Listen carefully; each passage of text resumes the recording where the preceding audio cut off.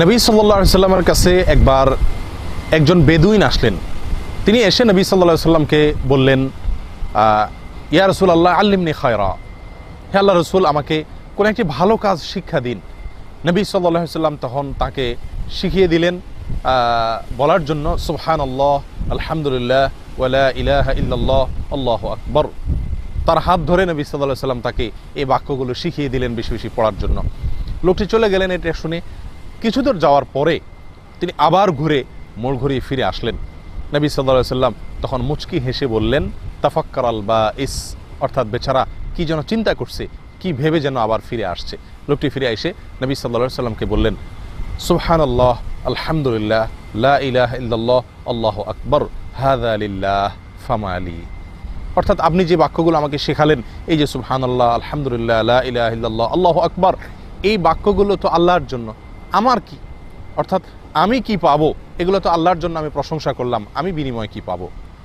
নবী সাল্লাল্লাহু আলাইহি সাল্লাম তখন তাকে বললেন, হে বেদুইন, তুমি যখন বলবে সুবহানাল্লাহ, তখন আল্লাহ বলেন সাথে সাথে উত্তরে, সাদাকত, তুমি সত্য বলেছ। তুমি যখন বলবে আলহামদুলিল্লাহ, তখন আল্লাহ সুবহানাহু ওয়া তাআলা বলবেন সাদাকত, তুমি সত্য বলেছ। তুমি যখন বলবে লা ইলাহা ইল্লাল্লাহ, তখন আল্লাহ বলবেন তুমি সত্য বলেছ। তুমি যখন বলবে আল্লাহু আকবার, তখন আল্লাহ তাআলা বলবেন তুমি সত্য বলেছ।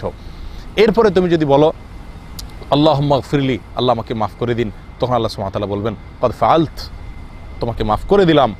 তুমি যদি বলো আল্লাহুম্মা আরহামনি, আল্লাহ আমাকে রহম করুন, তাহলে আল্লাহ সুবহানাহু ওয়া তাআলা সাথে সাথে বলবেন কদ ফাআলত, আমি তোমাকে ইতিমধ্যেই মাফ করে দিয়েছি, রহম করেছি। এরপর তুমি যদি বলো আল্লাহুম্মা রযুকনি, আল্লাহ আমাকে রিজিক দান করো, তো আল্লাহ সুবহানাহু ওয়া তাআলা সাথে সাথে জবাবে বলবেন যে কদ ফাআলত, অচিরেই ইতিমধ্যেই আমি তোমাকে দিয়েছি, দান করেছি।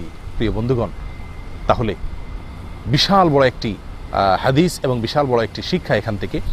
নবী সাল্লাল্লাহু আলাইহি সাল্লাম লোকটিকে এই বাক্যগুলোর কথা বললেন এবং এগুলো যদি বলি তার জবাবে বিপরীতে আমরা কি পাবো সেটাও নবী সাল্লাল্লাহু আলাইহি সাল্লাম জানিয়ে দিলেন।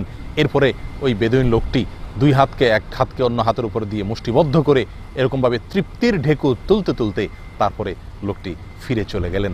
নবী সাল্লাল্লাহু আলাইহি ওয়াসাল্লাম এই দোয়া নিয়ে তিনি চলে গেলেন। আল্লামা আলবানী রাহিমাহুল্লাহ এই হাদিস সম্পর্কে অনুসন্ধান চালাতে গিয়ে, এর সনদ শুদ্ধ কি অশুদ্ধ অনুসন্ধান চালাতে গিয়ে তিনি বেশ কষ্ট করেছেন এবং তিনি বলেছেন, কদ আদনানি হাদাল হাদিস হাদিসুন আদনানি আল বাহসা আনহু হাত্তা ওয়াজাদতুহু ফাসাজাদতু শুকরান লিল্লাহ।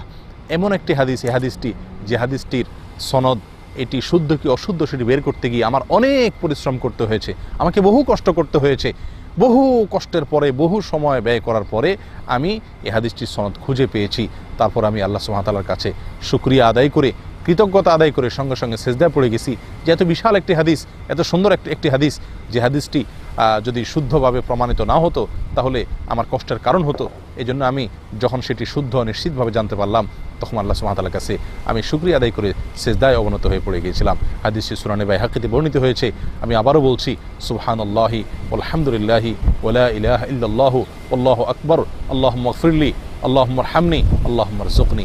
আসুন বেশি বেশি এই দোয়া পাঠ করি। আল্লাহ তাআলা আমাদেরকে বেশি বেশি কল্যাণের অধিকারী হওয়ার তৌফিক দান করেন। জাযাকুমুল্লাহ ওয়া আখিরু দাওয়ানা আলহামদুলিল্লাহি রাব্বিল আলামিন।